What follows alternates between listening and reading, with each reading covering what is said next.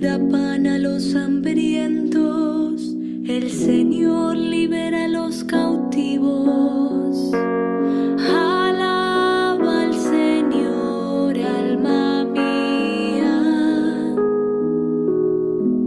El Señor abre los ojos de los ciegos y endereza a los que están encorvados. El Señor ama a los justos. Alaba al Señor, alma mía. El Señor protege a los extranjeros, sustenta al huérfano y a la viuda, y entorpece el camino de los malvados. Alaba al Señor, alma mía. El Señor reina eternamente, reina tu Dios Sión, a lo largo de las generaciones. Alaba al Señor, alma mía. Alaba al Señor, alma mía.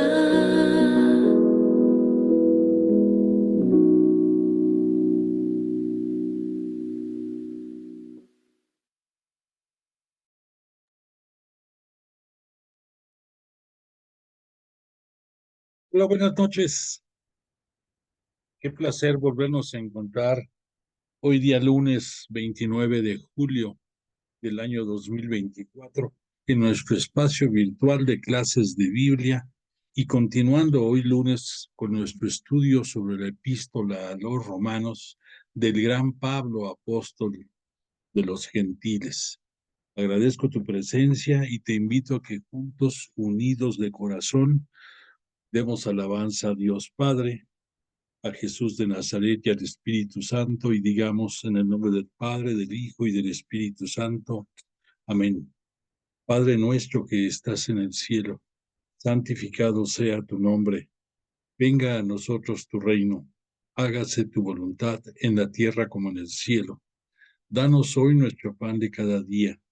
Perdona nuestras ofensas, como también nosotros perdonamos a los que nos ofenden. No nos dejes caer en tentación y líbranos del mal. Amén. Amén.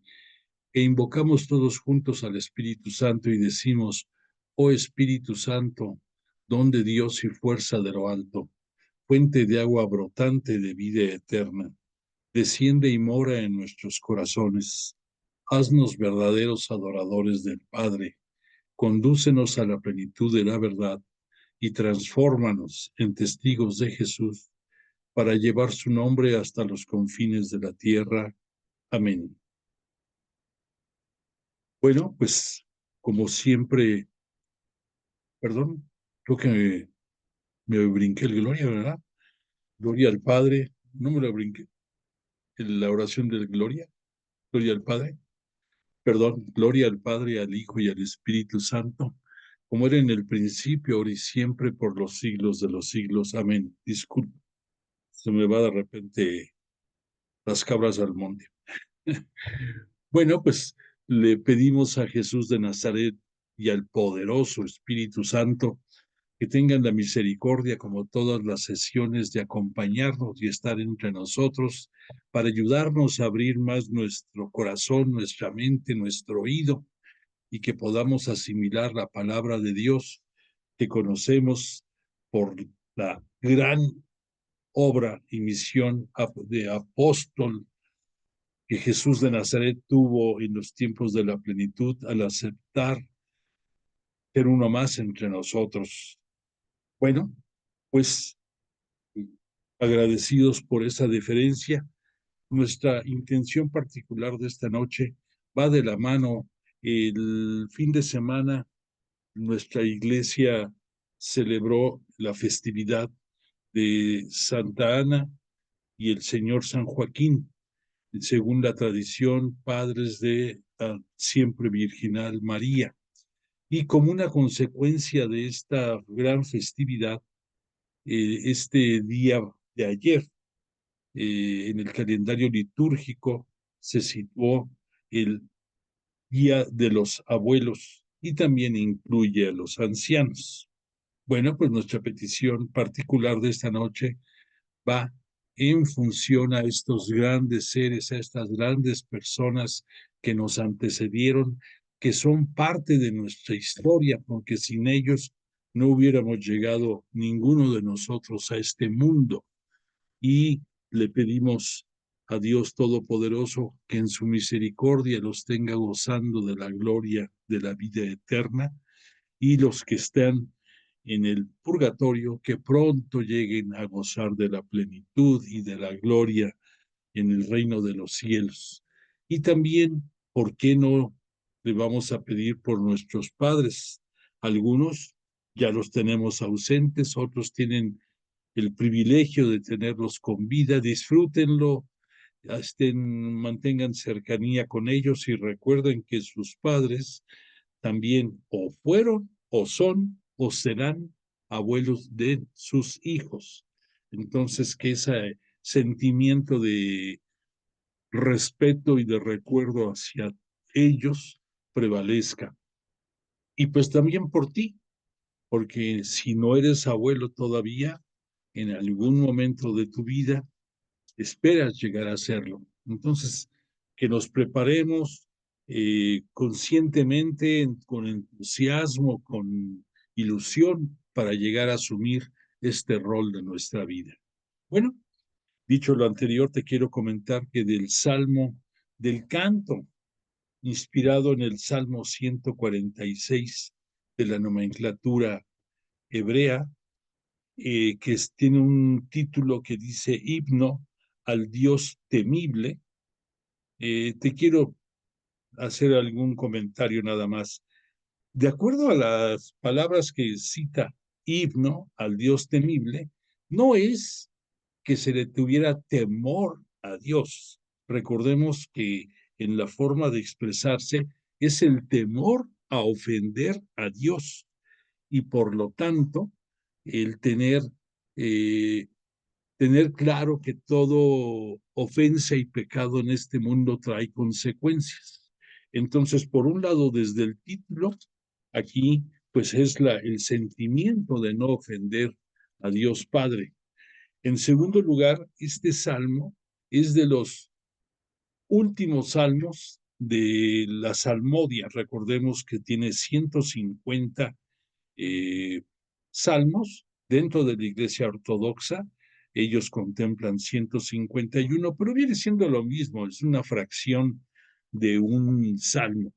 Realmente son 150 y constituyen el elemento fundamental, el elemento central de la liturgia de las horas, que es parte fundamental del día a día de todos nuestros presbíteros, diáconos, obispos, el mismo Papa, de todos los que forman el colegio de los pastores del Señor aquí en la tierra, y que muchos laicos y civiles tienen el agrado y la costumbre de recitarlos todos los días en las bellas oraciones de laudes, de vísperas, de completas. Te invito a que, si no las conoces, el orden que guardan estas oraciones, algún día lo hagas. Métete al internet o eh, pregúntale a tu presbítero qué te puede enseñar sobre la liturgia de las horas. Es muy bella costumbre. Bueno, pero regresando al tema de este salmo, además de que es muy bello, ya lo escuchamos, te quiero comentar, no sé si recuerdes, pero cuando fue la celebración de la Pascua, hubo cinco, hubo cinco salmos que van del número 113 al 118, que constituyen lo que se le conoce dentro de la religión judía como el Jalel. Y estos mismos cinco salmos se vuelven a concentrar en el Salmo 136, que se le conoce como el Gran Jalel. Bueno, pues existen otros cinco salmos que son desde este 146 al 150 inclusive, que viene siendo como un segundo Jalel, que es que son 5 salmos enfocados a la alabanza de Dios Padre, de Yahvé Dios para los judíos. Y de estos 5 salmos se dieron por resultado las oraciones que por las mañanas los creyentes judíos recitan en las mañanas. Vienen de estos salmos del 146 al 150. Entonces son unos bellos salmos, son unos bellas oraciones de alabanza a Yahvé Dios, a Dios Padre, y en el caso específico de este Salmo 146, está inspirado en muchos salmos, también en algunos trozos de profecías de Isaías, también de Jeremías y en un pequeño fragmento del Éxodo, pero todo enfocado, repito, a la alabanza y gloria de Dios Padre. Entonces, pues disfrutemos. Hemos tratado de ir siguiendo el orden de los salmos y estamos próximos a completarlo. Comenzaremos de nuevo cuando terminemos, pero es algo muy bello. Recuerda que los salmos, para los que conocen mucho, dicen que viene siendo como otro libro bíblico. De hecho, es un libro bíblico, perdóname, pero a lo que voy es que la narrativa que tiene te contempla toda la historia de la salvación, que si tú te pones a analizar con detenimiento, vas a encontrar en los salmos invocaciones, evocaciones y fragmentos que te citan desde el comienzo de la historia de la salvación, o sea, desde Abraham hasta los últimos tiempos del Antiguo Testamento. Son aproximadamente, recuerda, se estuvieron formando los salmos en un espacio como de 1000 años. Entonces, pues son muy ricos en contenido. Entonces, pues bueno, ya dicho lo anterior, vamos a entrar en nuestra materia de estudio, vamos a evocar al gran Pablo, Pablo de Tarso, que nos ha llevado en esta epístola a los romanos por por una serie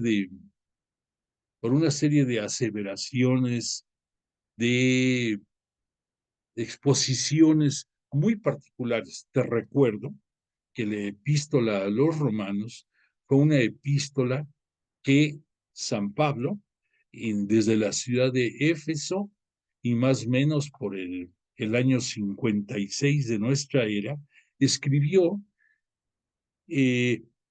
para los romanos. Y esta epístola la hizo con toda la premeditación de que él deseaba eh, que deseaba estar por Roma, y entonces esto lo estaba haciendo como un enlace primero con los integrantes de la comunidad cristiana católica arraigados en la ciudad de Roma. Tú dirás, bueno, ¿y qué necesidad tenía de mandarles una epístola? Si él de todos modos pensaba ir, pues qué bueno que fuera y punto. Pero aquí viene parte del sentido de que Pablo es el apóstol de los gentiles. Entonces, él nunca olvidó que en cualquier oportunidad que tuviera, aún estando preso, aún estando en cautiverio, aún estando en desgracia, como por ejemplo cuando fue eh, el naufragio del galeón en que iba con otros aproximadamente 150 presos para ser juzgados por las autoridades romanas. Siempre en todas las oportunidades, él hablaba sobre la palabra de Dios, hablaba sobre el Espíritu Santo y muy concretamente hablaba de Jesús, nuestro Cristo y Señor. Bueno, pues entonces De ahí entenderemos que además de cubrir su expectativa particular de autopresentarse con los integrantes de la comunidad, quería sensibilizarlos y quería aportar un grano de arena, nosotros diríamos una roca de arena, con los conocimientos que él tenía y la manera en que lo presentaba. Porque este Pablo fue muy, muy respetuoso de que eh, él iba a evangelizar, pudiéramos decir, en las comunidades en las que él había formado o había tenido gran injerencia en su constitución. En el caso de la comunidad cristiana católica de Roma, no tuvo nada que ver este Pablo en su inicio.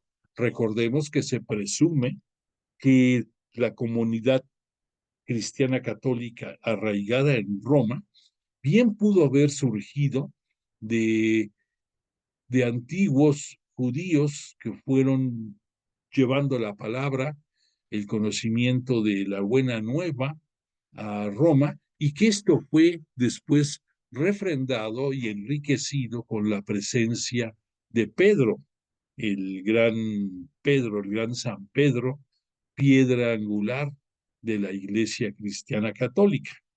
Y que recordemos que también este Pedro tuvo después que salir, porque en la época del emperador eh, Tulio, Marco Tulio, expulsó a los judíos de Roma, y ahí pues tuvo que abandonar este Pedro la ciudad, y que posteriormente ya más o menos por el año 63, 64, perdona, me estaba confirmando ahorita, se me fue el tape, se me barrió, y el emperador que sacó a los judíos de Roma fue Claudio, es Claudio el emperador, y que posteriormente el que va a llegar a estar al frente del gran imperio, de la silla imperial romana, va a ser Nerón, y bajo el dominio de Nerón es en donde tanto Pedro como el propio Pablo van a tener que pasar la prueba del martirio. Pedro de ser crucificado, y a petición del apóstol, crucificado boca abajo, viendo hacia la tierra, porque se sentía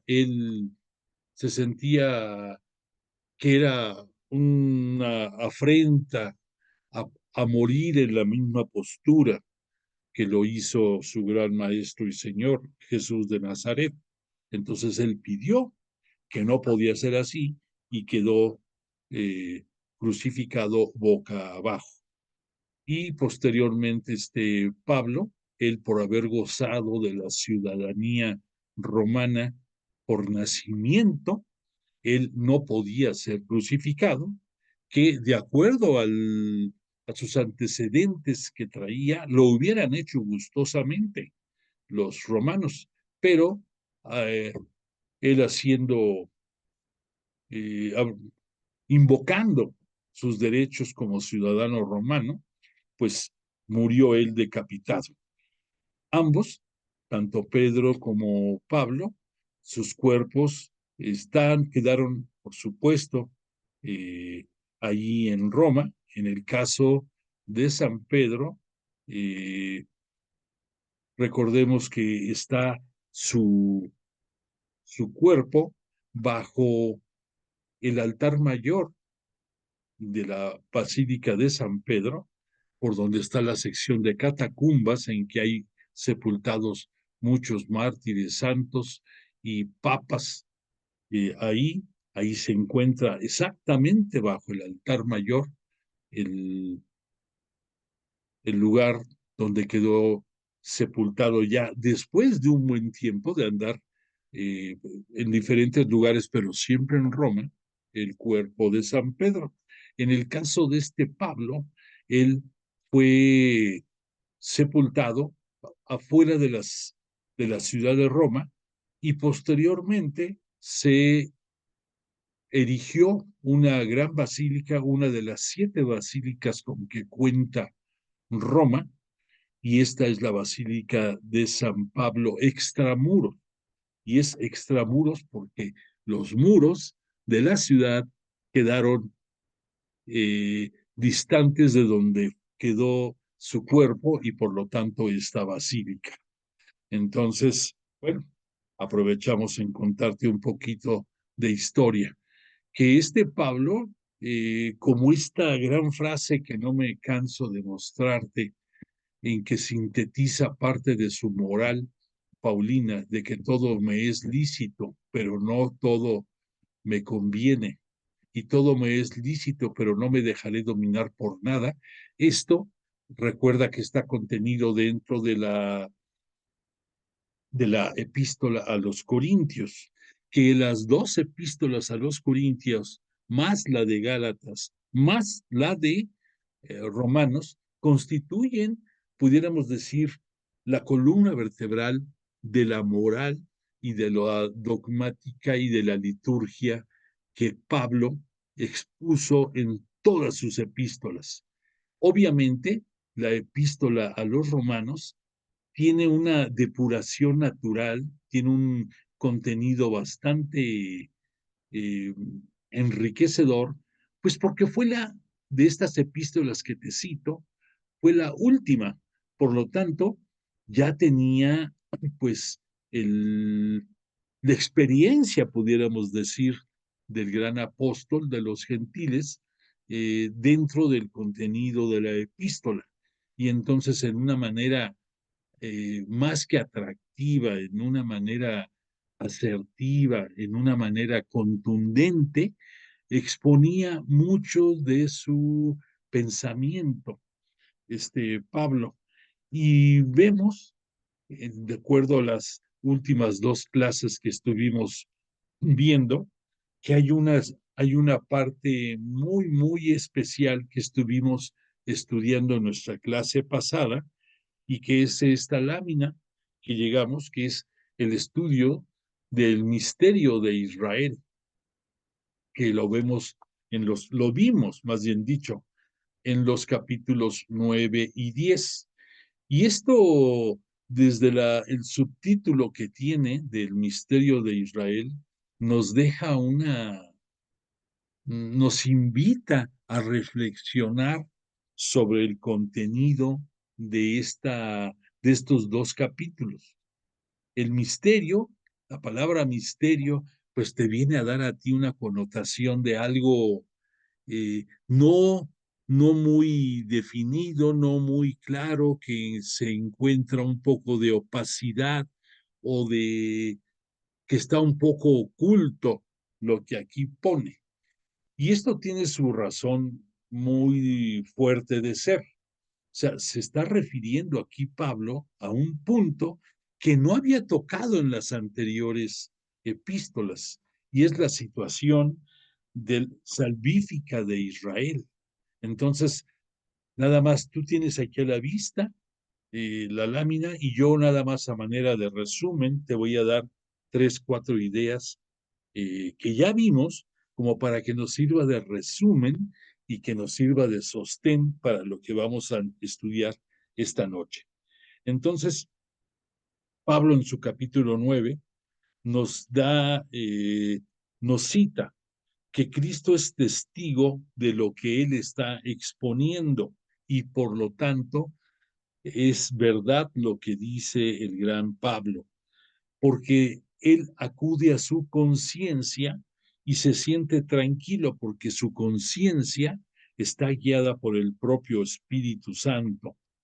Eh, Esto es interesante porque Pablo aquí toca un punto. La conciencia viene siendo, para creyentes y no creyentes, el, el cofre donde se anida, pudiéramos decir, eh, la ley natural. O sea, tú no tienes que ser creyente de ninguna religión, pero la ley natural, gracias a que tú fuiste formado como criatura. Y fíjate, te estoy diciendo criatura, no con I, no criatura, sino criatura. El decir criatura con E significa que fuiste creado, por eso es criatura. Entonces, este Dios Padre nos creó a todos nosotros, partiendo de Adán, del primer hombre, a su imagen y semejanza, pero nos dio dos connotaciones muy particulares. Uno, nuestra inteligencia y otra, nuestro libre albedrío. Eso todos los hombres de este mundo lo tenemos. Y precisamente dentro del libre albedrío viene contemplado de que tú, creyente o no creyente de cualquier religión, por ley natural, sabes lo que es bueno y lo que es malo. Probablemente no conozcas detalles de ninguna religión, porque suponemos que puedes ignorar, que puedes no ser creyente de ninguna religión o hasta una secta.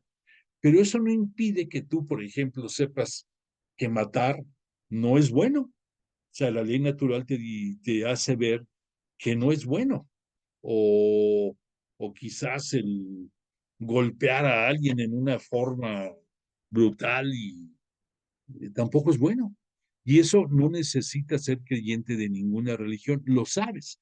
Y eso, cuando tú lo transgredes o cuando estás pensando en si lo haces o no lo haces, eso forma parte de todo el acervo de tu conciencia.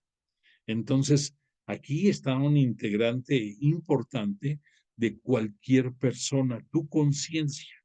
Entonces, en la conciencia, pues también además de esa eh, almacén, pudiéramos decir, de elecciones que tú puedes tomar, también ahí va a radicar la paz y la tranquilidad tuya como persona, sin importar, repito, qué profeses, qué religión profeses.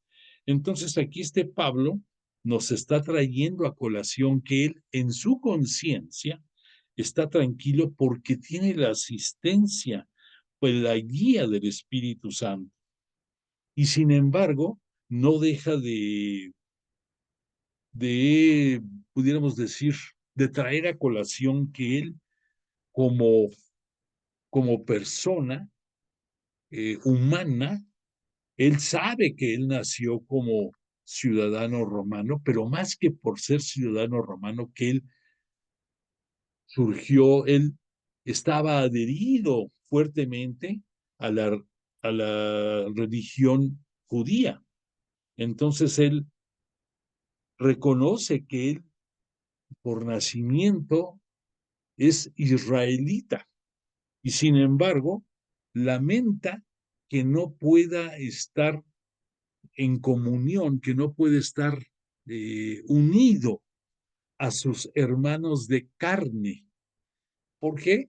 Porque después de que fue su conversión rumbo a Damasco, recordemos, ahí cambió todo y él, por una gran conversión realizada por Dios en su persona a través de Jesús eh, resucitado, o sea, de nuestro Cristo, él fue un caso excepcional de que fue iluminado con toda la sabiduría acerca de el conocimiento de la Trinidad y concretamente de Dios Padre, bueno, de toda la Trinidad, que este Pablo en un principio va a hablar únicamente en sus cartas del querigma, o sea, la muerte y resurrección de Jesús, pero poco a poco va introduciendo elementos en que va a tocar más eh,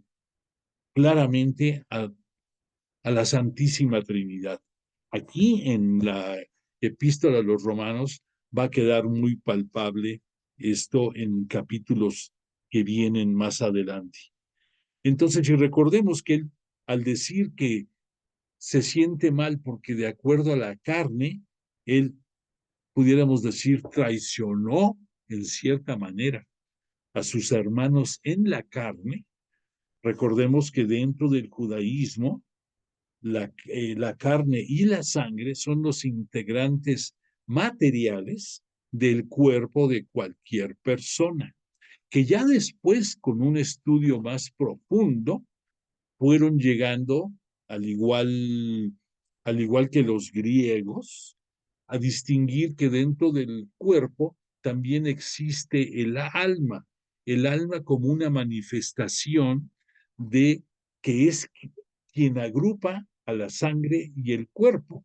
Y entonces, al morir terrenalmente, se queda tu sangre y tu carne aquí, pero que tu alma, los propios judíos pensaban, los fariseos pensaban en que podía ser correcta una vida posterior, no como una reencarnación, sino como el volver el espíritu, que el espíritu es el otro integrante del cuerpo, en donde está la esencia de la persona, e incrustarse en otro cuerpo posterior.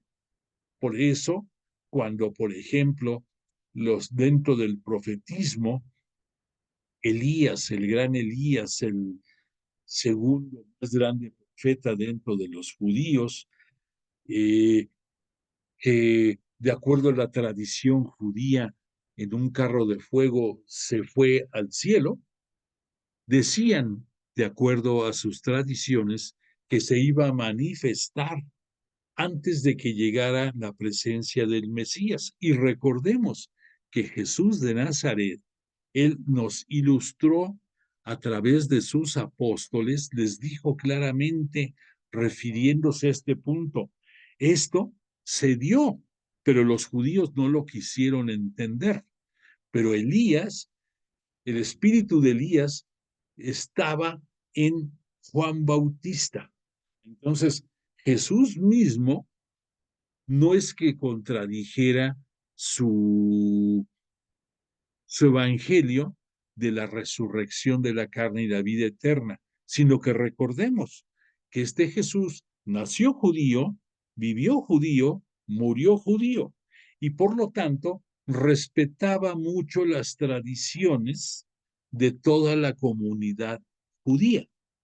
Eso no quiere decir que él nos hubiera presentado muchas ya actualizaciones de, de cómo estaban desviando los judíos, llenándose de restricciones, de limitantes y olvidándose de lo medular, que era el convertir su corazón de piedra a un corazón de carne y por lo tanto, pues pensar más en el prójimo, cosa que no estaban haciendo ya en mucho tiempo atrás los judíos, que además este Jesús, él pues muy misericordioso, él sabía que tristemente la gran masa, la población, el pueblo, estaba bajo el yugo de los dirigentes religiosos del Gran Sanedrín, de los sacerdotes y del sumo sacerdote judío, y que entonces ellos eran los responsables de esa desviación o de esa equivocación en la conducción del pueblo judío.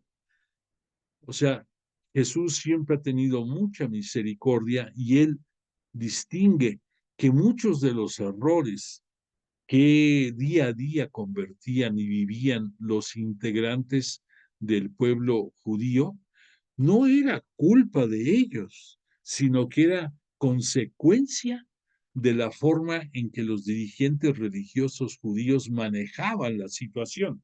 Entonces, ellos tienen gran parte de culpa en esa no aceptación de la buena nueva de Jesús.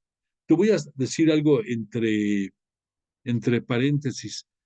A mí en lo personal, cualquier cosa que Jesús nos diga en su buena nueva, en el Evangelio, como por ejemplo lo que te dije ahorita acerca de del espíritu de Elías dentro de Juan Bautista, yo lo doy por hecho por la boca de quien viene, porque Jesús de Nazaret no nos iba a engañar, obviamente por ninguna conveniencia particular, y, y es creíble. Por eso decimos que este Jesús es digno de tenerle fe, porque Él es alguien en quien se puede uno fiar, porque Él era también fiel a su Padre y todo va de la mano. Entonces, te repito, muchas cosas que que además de que está puesto en la Biblia, es porque Jesús lo dijo, yo lo doy como bueno al 100%. Bueno, pues después este Pablo, refiriéndose a la palabra de Dios, eh, que no ha frustrado al pueblo de Israel, nos hacía ver que no todos los descendientes de Israel son de israelitas. Eso refiriéndose concretamente este Pablo a que no por haber sido hijo de una madre judía, que es uno de los requisitos fundamentales para que seas reconocido como israelita, como judío, pero Pablo hace la gran diferencia de que no por fuerza todos los israelitas están adheridos al pueblo de Dios, al pueblo elegido de Dios. Habrá muchos que por las razones que tú gustes y mandes, no, eh, no llegaron a aceptar la ley del Sinaí, en la cual se comprometían a reconocer a Yahvé Dios como el único Dios y solamente a él darle culto. Y bueno, entonces como no todos los israelitas hicieron este juramento, pues Pablo nos hace ver esa gran diferencia, que no nos confundamos, que no todos, aunque son descendientes de Abraham, pero no todos juraron esa fidelidad. Por lo tanto, muchos va a haber quienes, de acuerdo a las tradiciones del judaísmo, piensen que por las obras iban a llegar a obtener la salvación. Y este Pablo nos hace ver que esas obras que no están sustentadas en la fe son obras muertas. Él nos dice que las obras vivas son las que son consecuencia de tu fe. Y por lo tanto, si dentro de los cristianos católicos aún así no siempre los hacemos como una consecuencia natural de nuestra fe, pues no digamos entre los judíos.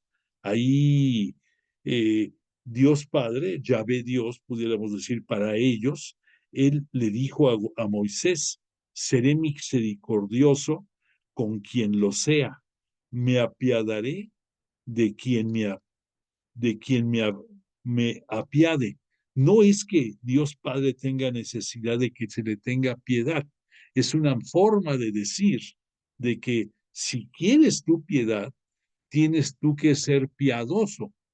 Eso es el sentido correcto. Y después este Pablo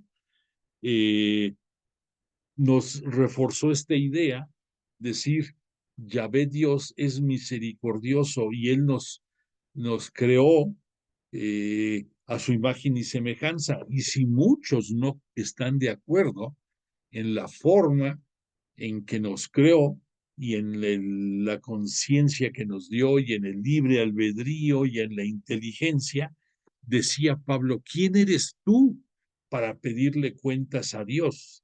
¿Quién eres tú? Imagínate, él cita ahí, ¿cuándo has visto tú que una vasija le diga al a su creador, al artesano, ¿por qué me hiciste así? Pues no, es imposible que le diga al alfarero la vasija. Pues igual, cita Pablo, ningún hombre le va a poder increpar a Dios. ¿Por qué nos hizo así? Él nos creó así y nos creó la obra del Espíritu Santo, que después ya lo fuimos comprendiendo nosotros, y partamos de que la sabiduría total solamente Dios la tiene y por consecuencia Jesús como su unigénito, que es igual que el Padre, es igual en su sabiduría. Son los únicos que tienen una sabiduría total y por lo tanto, pues no podemos escrutar ni tampoco pedirle cuentas por qué nos hizo como nos hizo.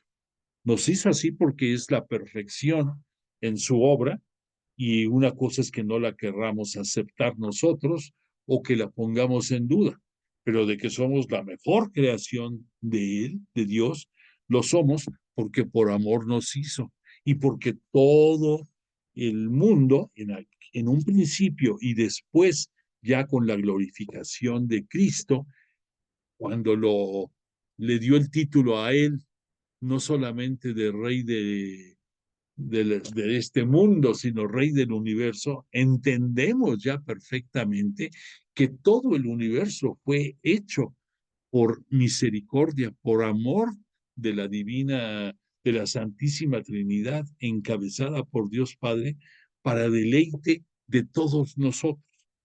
Bueno, entonces Pablo pues nos cita en una forma apropiada de acuerdo a la idiosincrasia, a la forma de pensar de los romanos, bueno, de los cristianos católicos arraigados en la ciudad de Roma, nos presenta estas conclusiones. Y cita este Pablo que Isaías nos dice, aunque los hijos de Israel fueran numerosos como las arenas del mar, solo un resto será salvo. Esto tiene dos connotaciones. La connotación primera fue que los que Moisés sacó de Egipto y que juraron esa fidelidad a Yahvé Dios, a Dios Padre, pues a pesar de que él, dentro de su alianza, él les ofreció que iban a ser su pueblo personal, su pueblo, el pueblo de su propiedad por toda la eternidad. Ahí, en primer lugar, no están contemplados todos los israelitas. En segundo lugar, dentro de los que están contemplados, muchos de ellos cayeron en la provocación y en la desconfianza hacia Yahvé Dios, y como consecuencia de esto, pues quedaron entre los muertos que en los 40 años fueron quedando en el desierto. Por lo tanto, el pequeño resto físico que entró a la tierra prometida fueron unos cuantos comparados contra los 600,000 originales que salieron, hombres nada más, hombres adultos de Egipto. A eso agregarle las mujeres, los niños que no están tomados en ese censo de los 600,000 hombres. Y así como esto se manifestó en la alianza primera de Yahvé Dios con su pueblo, en que la oferta final era conducirlos a la tierra prometida, a la tierra de Canaán. Esto tradúcelo tú también ya a los tiempos actuales, pudiéramos decir, en que dentro del judaísmo también, aunque no aceptaron ellos la mesianidad de Jesús, y algunos otros ni siquiera lo reconocen como el Hijo de Dios, pues no por eso Yahvé Dios o Dios Padre para nosotros los cristianos católicos va a faltar a su promesa de que el pueblo de Israel es el pueblo de su propiedad. Vimos que esto es algo delicado de entender, pero este Pablo nos presentó las razones de la situación de Israel. Y entonces, en pocas palabras, nos citó que gracias a una a un gran tropiezo de los judíos por no haber reconocido la mesianidad de Jesús y muchos por no haberlo reconocido como el unigénito de Dios Padre. Gracias a eso, la palabra, el conocimiento del reino de Dios llegó a los gentiles y a través de los gentiles también llegó a nosotros, que no somos parte del pueblo de Israel, que no somos parte no somos seguidores del judaísmo. Pero si esto no se hubiera dado, quizás la historia hubiera sido distinta.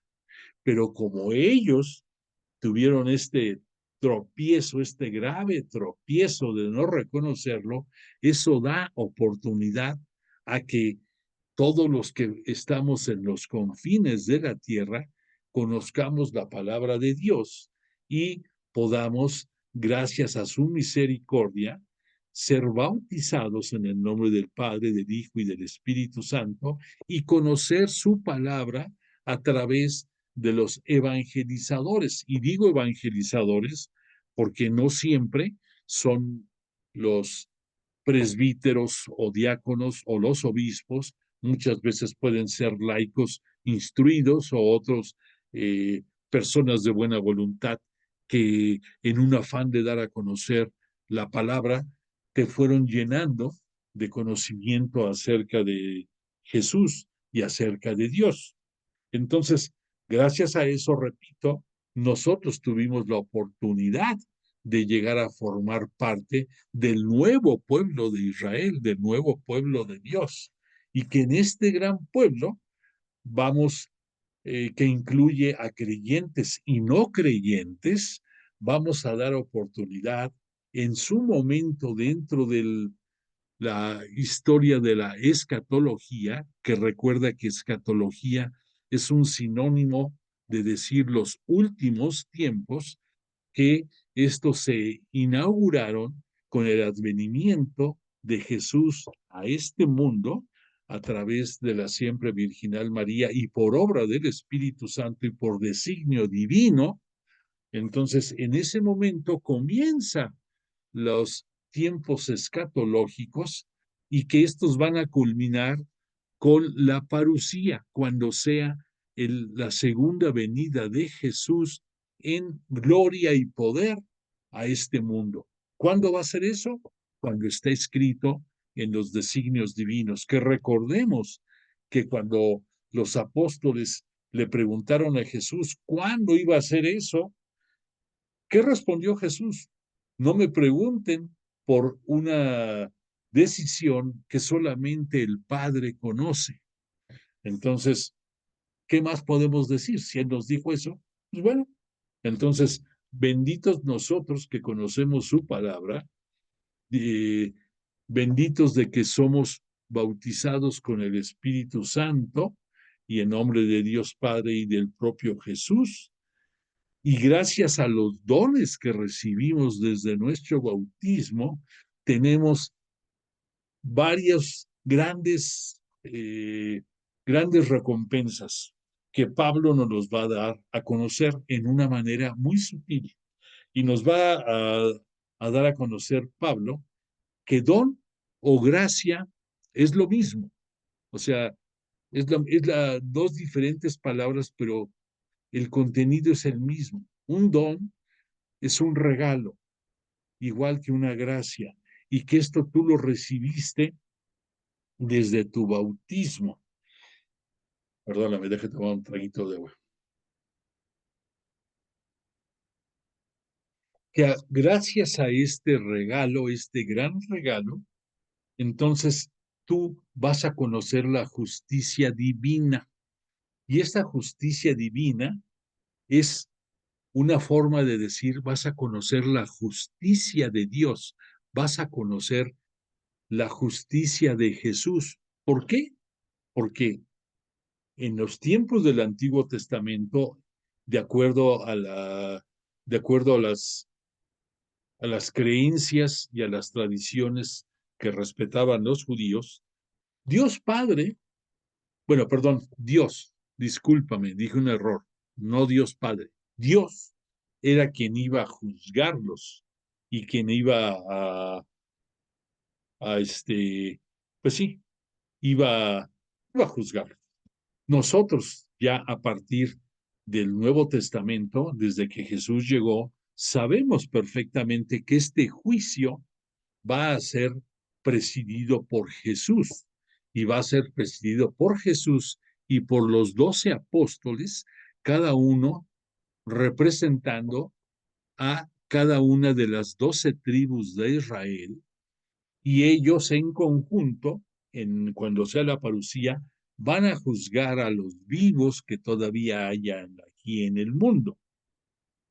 Que gracias a eso, entonces, vamos a conocer esa justicia divina, pero que tenemos el gran regalo de la justificación. Y quiero que te quede muy claro qué significa la justificación. La justificación es el don más grande que pudiste recibir con la muerte en cruz de Jesús de Nazaret. Porque gracias a esa muerte en cruz, Él te redimió de los pecados. Eso en ti provocó que lo conozcas y que por la fe que tú tienes en Él, conozcas la justificación. Y que al conocer esa justificación de que ya no tienes pecados, porque Él te los perdonó en la cruz, gracias a eso y a esa fe irrestricta que tú tienes en Él, vas a conocer la salvación, que no se necesita de obras para que a través de ellas te salves, que basta con que tengas fe en Jesús. Ahora, si dentro de esa fe que tienes en Jesús la adornas más esa fe, practicando obras en favor de tu prójimo y pones en práctica el amor que Jesús te tiene a ti, pues óyeme, van a ser, pudiéramos decir, adornos que te van a hacer llegar al reino de los cielos, al reino de Dios, más fácilmente y con mayores méritos. Bueno, entonces recuerda, entonces, gracia o don trae como consecuencia el conocimiento de la justicia divina, que gracias a esa justicia divina vas a ser tú justificado por los méritos de Jesús de Nazaret, que eso va a traer como consecuencia el que tú te adhieras a Él, a su fe, y que eh, lo pongas en práctica sus enseñanzas y que gracias a eso y solamente a eso tú vas a obtener la salvación. Es la cadenita de bendiciones que tienes en tu vida. Bueno, entonces, este Pablo, después de presentarnos todo esto, nos hizo la aclaración de que así como el pueblo de Israel tuvo la grave caída de no aceptar a esto y que gracias a eso entramos nosotros dentro de la historia de la salvación, que así nosotros vamos a tener que llegar al punto en que tal vez a través de nosotros, a través de muchos más, pero sobre todo por misericordia de Dios, el pueblo judío, que es el pueblo de Israel, que es el pueblo de Dios, va a tener una segunda oportunidad de conocer a profundidad a Jesús y de sensibilizado su corazón ya un corazón de carne, no de piedra, lo acepten. ¿Por qué? Porque Dios no puede nada, no puede sacar de su proyecto de salvación a nadie. No puede sacar a ningún ser humano, que, que algunos vamos a poder disfrutar más fácilmente de estas grandes bendiciones, pero la salvación es para toda la humanidad. Entendemos eso, nos queda claro. Entonces, confiados en la misericordia divina. Por un lado, seamos agradecidos y vivamos todos los dones, las gracias que se convierten en carismas cuando tú esos dones recibidos los pones al servicio de la palabra de Dios y al servicio de Dios en general, no solamente de su palabra, porque claro, dices tú, bueno, y entonces los ministros de la Sagrada Eucaristía o los catequistas o los que dan clases para preparar a los futuros matrimonios o llámale lo que sea. Claro que todos formamos parte y cada uno tenemos características distintas. No todos nacimos para lo mismo, pero pues sí todos debemos de trabajar por la gran obra de Dios Padre, por la fe en Jesús de Nazaret y por su iglesia. Ya no digamos más. Bueno, entonces ya que nos quedó claro que esta salvación rechazada va a llegar el tiempo en que va a poder ser recapacitada. Y nos ponía Pablo un ejemplo muy, ejemplificador y sencillo, y nos hablaba del olivo y el acebuche. Dijimos que el acebuche es una aceituna silvestre, distinta a la aceituna que el gran árbol del olivo produce, que el árbol del olivo, dijimos, puede tener alturas de 15 metros, el acebuche quizás 2,5 metros, 3, y que el color de las aceitunas del olivo es un verde intenso, carnosas, de un agradable sabor, y que de ellas al prensarlas sale el excelente aceite de oliva, que independientemente de las propiedades y disfrutes culinarios que puede tener para ti o gastronómicos, el aceite de oliva es parte fundamental de los aceites dentro de nuestra religión. El crisma, los óleos y el aceite para la unción de los enfermos, todo eso vienen del olivo, precisamente son aceites de olivo, entonces tiene una importancia religiosa muy grande el olivo, igual que la tiene la higuera, también la higuera, y son los dos grandes representantes de la flora dentro de nuestra religión.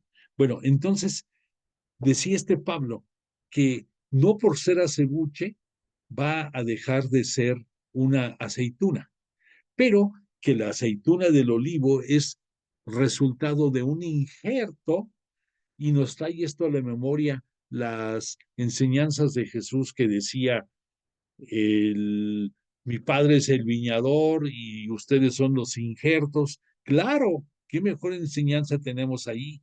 O sea que todos nosotros vivimos para ser injertados en la gran cepa, eh, en el gran olivo que es Dios Padre y también el propio Jesús de Nazaret, y que gracias a esa inserción nosotros podemos dar buenos frutos, cosa que el acebuche, aunque siga siendo una aceituna silvestre, pues no tiene todas las bondades de la auténtica y original olivo. Entonces, esto nos los presentó Pablo para acabar de darnos una muy buena clase. En conclusión, Dios quiere que todos se salven, que la remisión del pecado fue para todos y para todos, digo todos, de todos los tiempos. ¿Por qué? No porque alguien haya nacido y muerto antes de que viniera Jesús a este mundo y que Él, gracias a la donación de su vida, nos haya conseguido la remisión del pecado y la opción de salvación, vas a decir, bueno, ¿y los que vivieron sin conocer su enseñanza? ¿Qué pasa con ellos? ¿Y qué va a pasar también con los que vivieron de acuerdo al judaísmo, que no llegaron a conocer a Jesús de Nazaret y que vivieron de acuerdo a su Torá, hacia sus leyes? Bueno, pues Dios es todo misericordia. Entonces, su salvación es para todos. Y entonces va a juzgarnos, va a medirnos con el rasero adecuado a cada segmento, en cada tiempo que vivieron, pero todos, absolutamente todos, los que nacieron y murieron antes que Jesús, gracias a su gloriosa resurrección y ascensión a los cielos, en ese rompimiento del velo del templo que significa su vida para ser glorificado, Él se convierte en primicia de la vida eterna y después de Él, que es el primero en llegar al reino de los cielos, todos los demás que vivieron antes que Él ya pueden llegar. Y después de esto, todos los que hemos nacido después de su gloriosa resurrección y ascensión a los cielos de Jesús, también tenemos esa posibilidad. No te digo que derecho, porque eso no debe de ser entendido así. Tenemos el privilegio, tenemos la gracia, tenemos el gran premio, el conquistar la vida eterna gracias a los méritos de Jesús y a que gracias a tu libre albedrío y a tu inteligencia te manejes de acuerdo a su palabra. Bueno, entonces, ya dicho esto, te cierro esto diciendo que este Pablo se refiere mucho al Espíritu Santo siempre, pero en esta ocasión lo hace de una manera muy, muy especial. Entre otras cosas, ya te lo había dicho, pero te lo recuerdo, en esta epístola es la única en el que este Pablo se refiere a Jesús presentándolo como Dios. Claro que lo es, pero siempre lo presenta a Jesús como Cristo, como el, como el humano que fue glorificado en vida y que en vida y en cuerpo y alma está en los cielos. Pero pero estos, en esta epístola hace mucho énfasis este Pablo en presentarnos al Espíritu Santo. Bueno, pues hasta aquí, aunque me extendí un poco, pero se reafirmó la enseñanza de la clase pasada y vamos a pasar a nuestra última lámina de esta epístola a los romanos.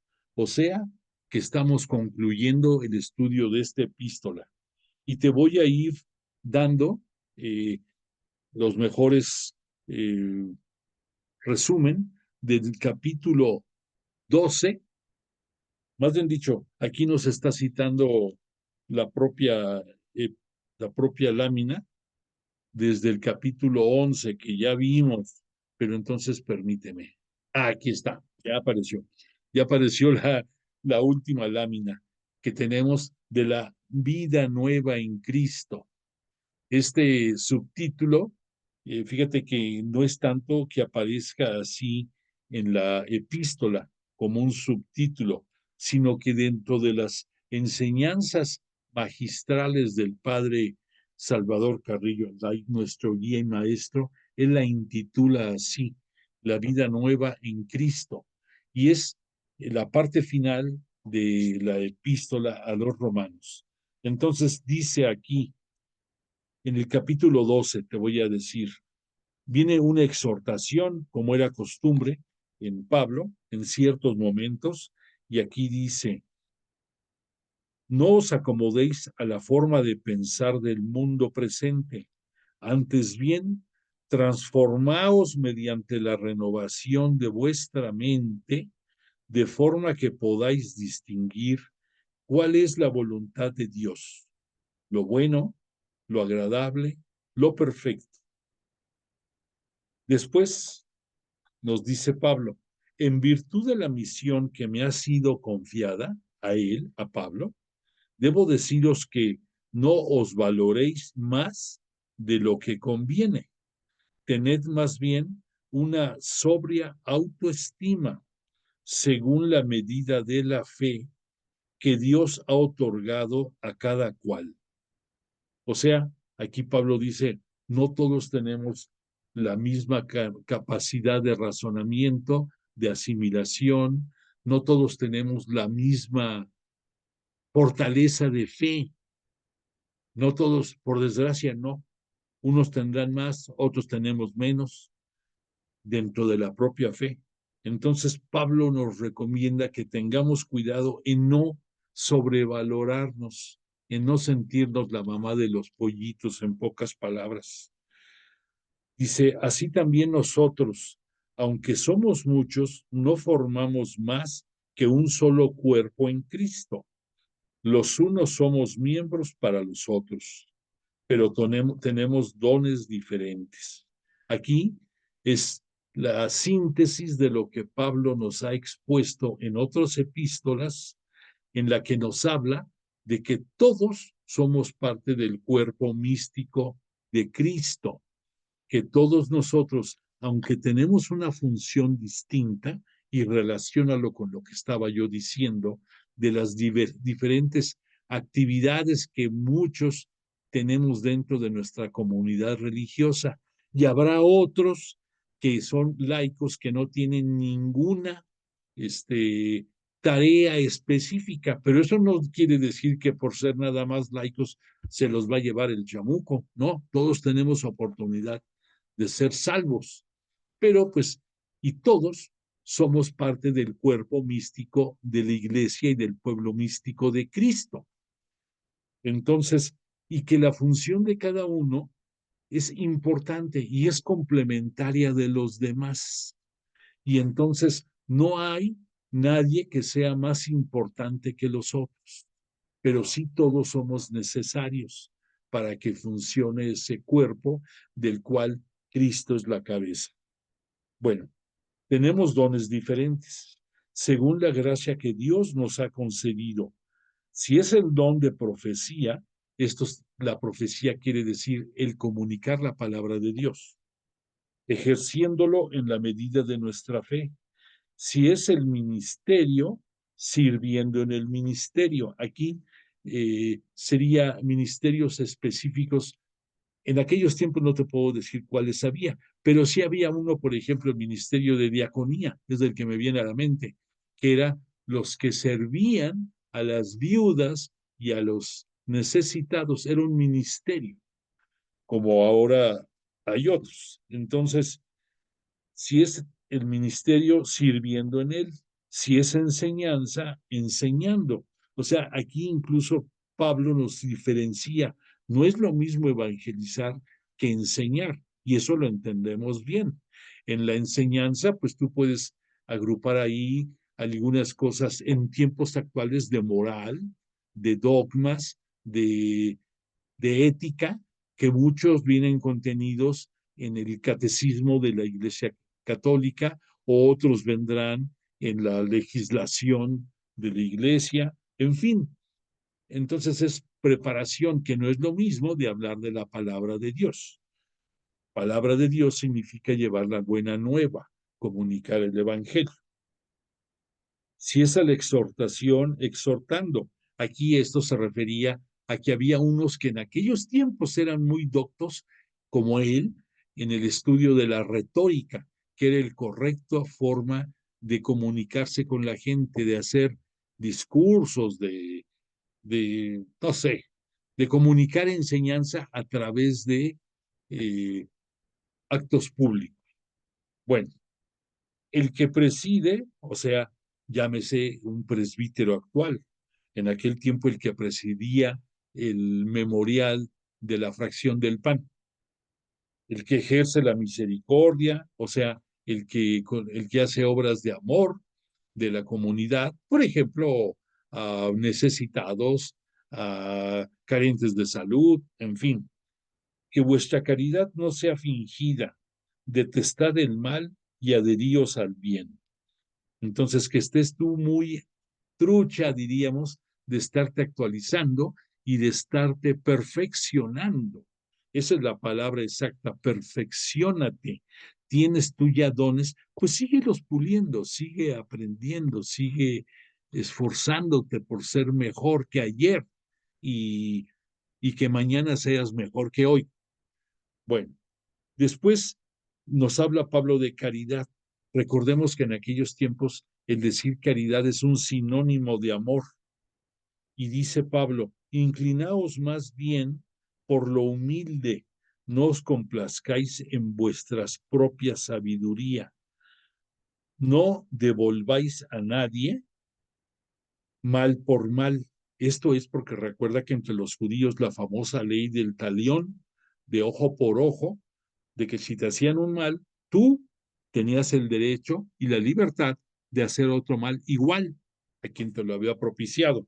¿Qué pasa con Jesús? Que esto quedó obsoleto, que Él te dice, dale bien a quien te haga mal, o por lo menos si no le das bien, por lo menos no te ensañes en contra de Él y quieras hacer justicia por propia mano. Dice Pablo, vivid en paz con todos, no te dejes vencer por el mal, antes bien, vence al mal con el bien. Y dice, fíjate, citando aquí, citando a unas palabras del, fíjate, aquí me llamó la atención del Deuteronomio.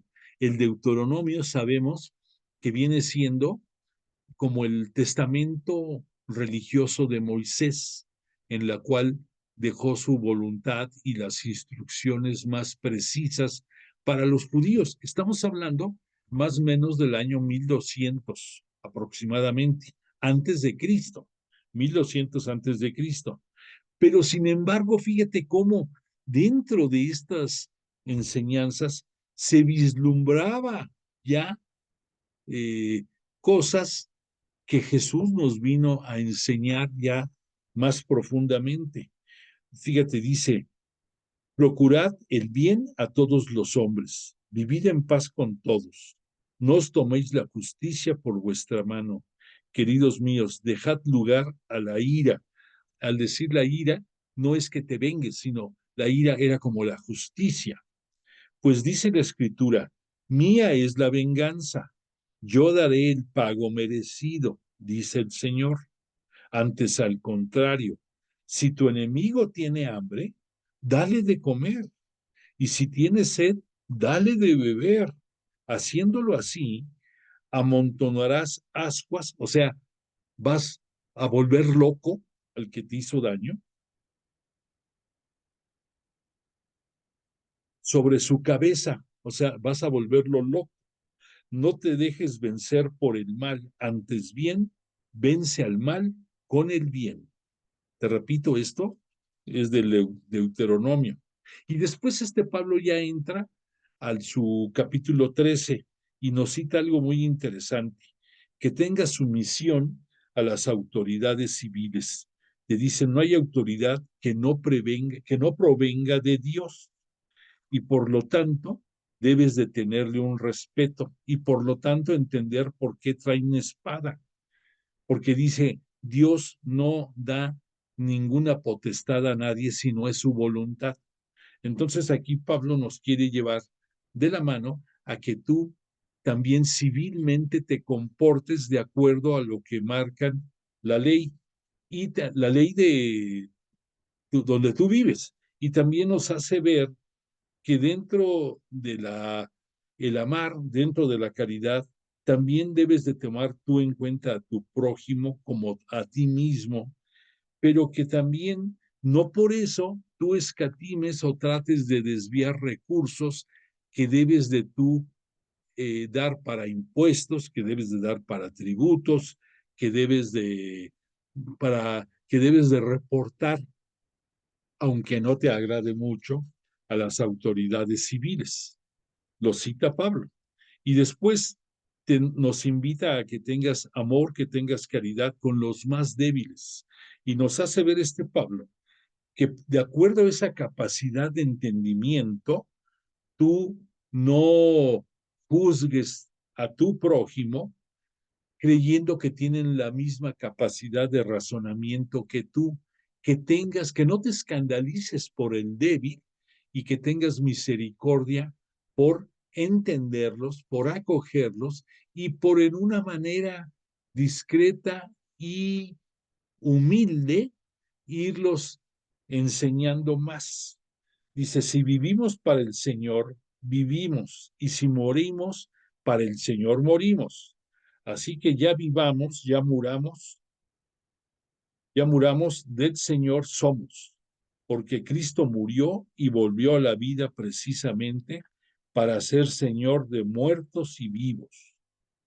Por mi vida, dice el Señor, que toda rodilla se doblará ante mí y toda lengua bendecirá a Dios. Entonces, aquí, esto, entiéndelo tú, dice, si tú no tienes capacidad de alabar a Dios, pues eso no te quita el que tú lo reconozcas y que dobles tu rodilla ante la grandeza de Él, pero que si tú adviertes que tu prójimo carece de esa capacidad de asimilación, no te burles, no te jactes, no te vanaglories y que seas comprensivo y misericordioso comenzando por tus compañeros y que los vayas instruyendo poco a poco.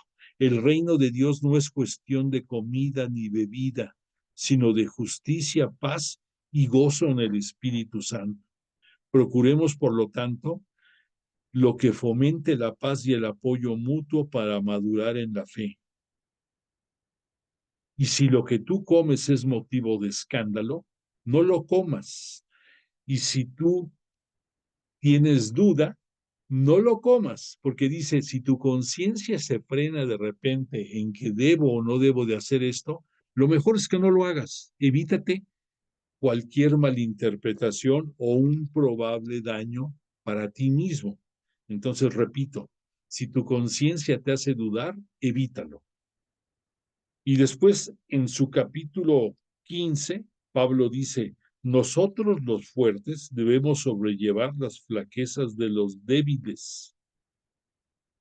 Todo cuanto fue escrito en el pasado se escribió para nuestra formación, para que con la paciencia y el consuelo que da la escritura conservemos la esperanza y que el Dios de la paciencia y del consuelo os conceda compartir entre vosotros los mismos sentimientos, siguiendo a Cristo Jesús, para que unánimes a una voz alabéis a Dios y Padre de nuestro Señor Jesucristo.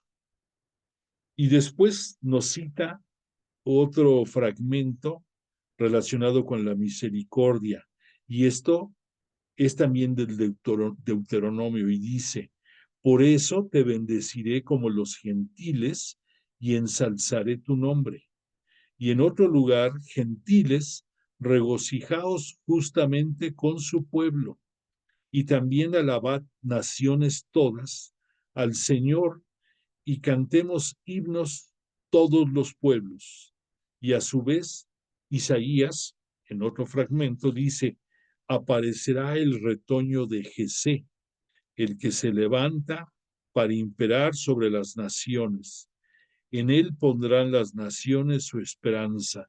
¿Quién es Jesé? Jesé fue el padre del rey David y de la dinastía del rey David va a venir desde el punto de vista terrenal Jesús de Nazaret a este mundo.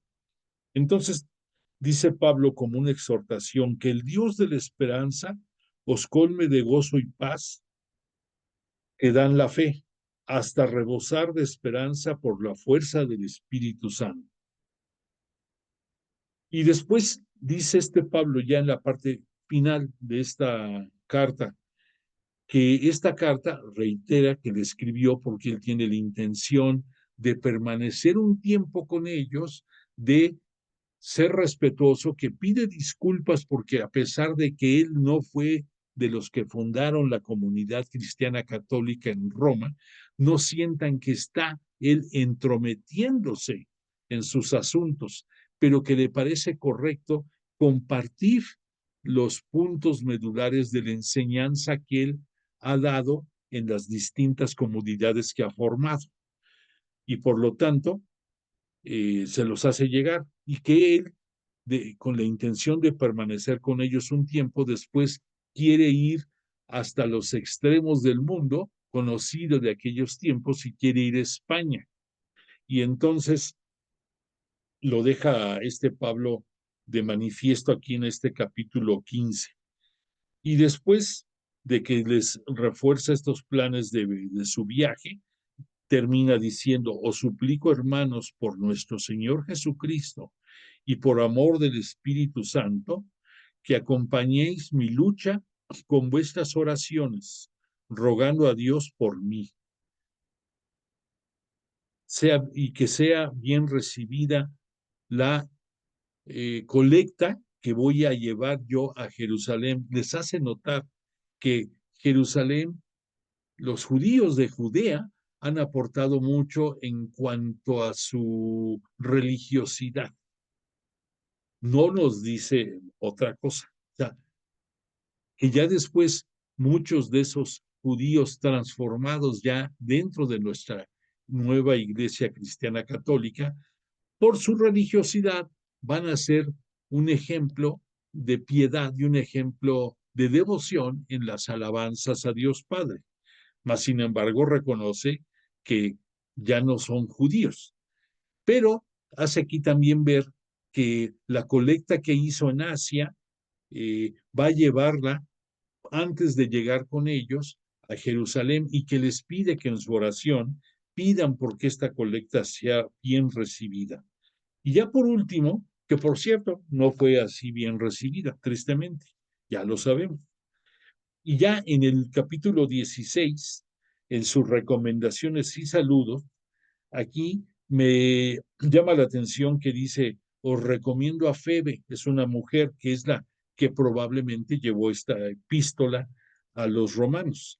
Dice: ella es diaconisa de la iglesia de Cencreas. Cencreas es una población próxima a Éfeso, pero al decir diaconisa no te confundas, no creas que como en los tiempos actuales hay varones diáconos, que pueden ser civiles o pueden ser los que están próximos a llegar a ser presbíteros. Aquí es diaconisa por la tarea que desempeña, pero no nos confundamos, no pensamos que es un reconocimiento dentro de la iglesia.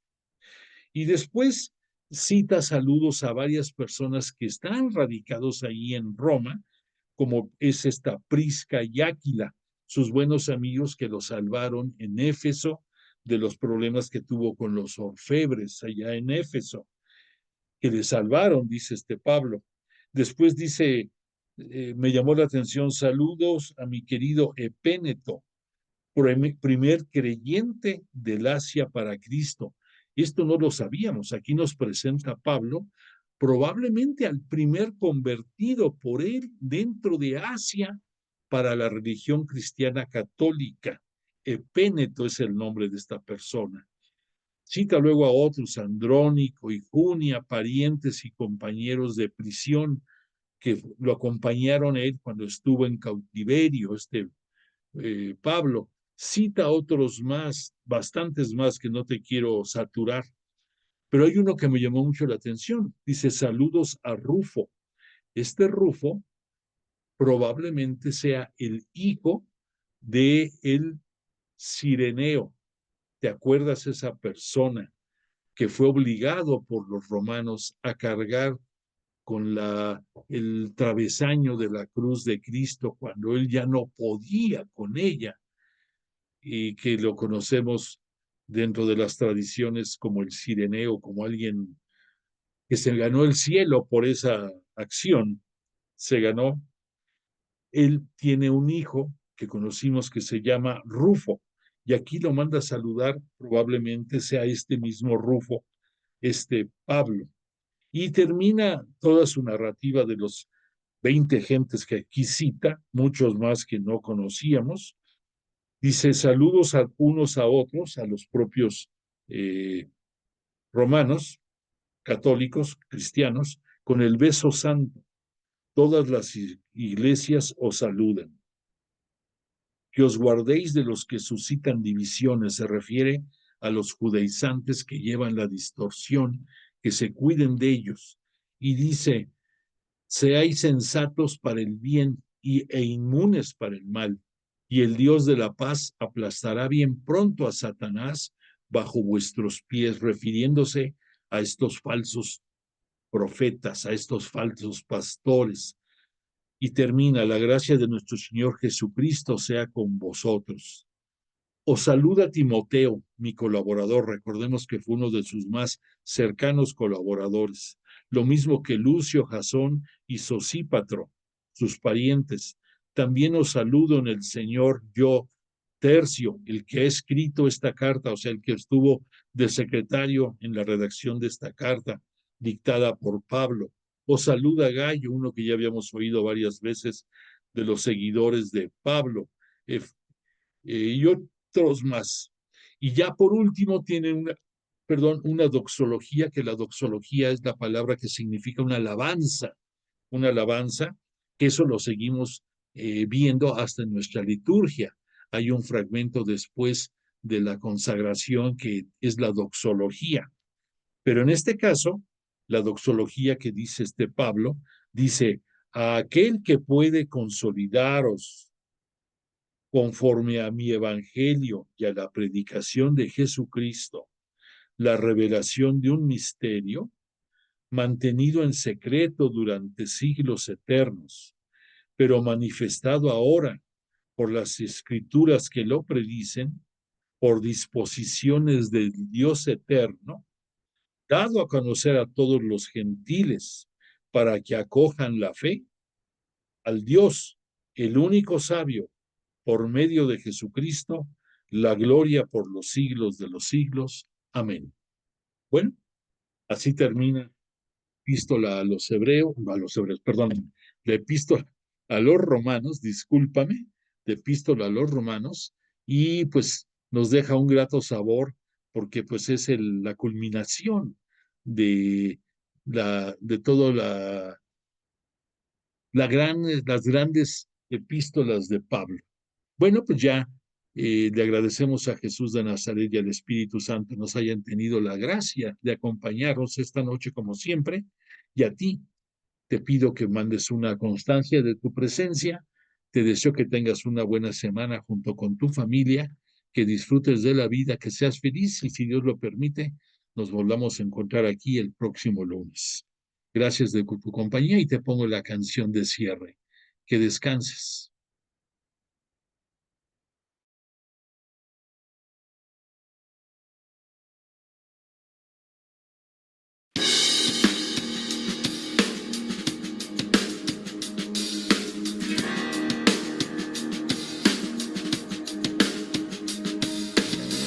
Hoy quiero darte gracias por lo que has hecho en mí, por darme vida nueva que solo encuentro en ti, por darme una esperanza, por darme una razón, camino de tu mano, tuya soy, Señor. Gracias por darnos a María, ella es estrella que nos guía. Gracias por cada Eucaristía, por entregarte cada día. Gracias, solo quiero darte gracias.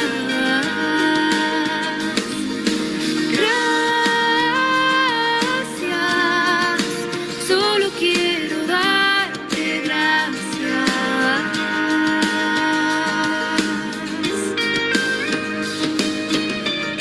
Gracias, Señor, por ser mi guía, por el aire que respiro, porque puedo ver el día, por estar vivo y sentirte dentro mío, por saber que no estoy solo, por querer a mis hermanos, por mi familia y mi hogar, por la luz que has derramado.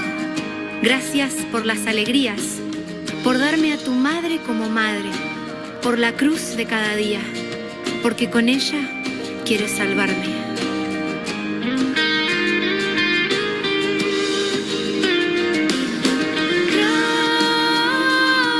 Gracias, solo quiero darte gracias.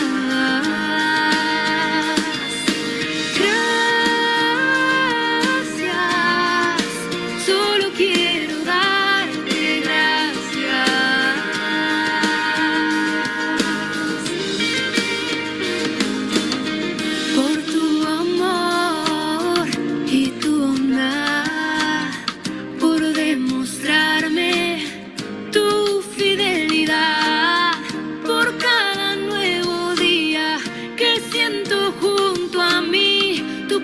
infancia que me guía y renueva mi existir.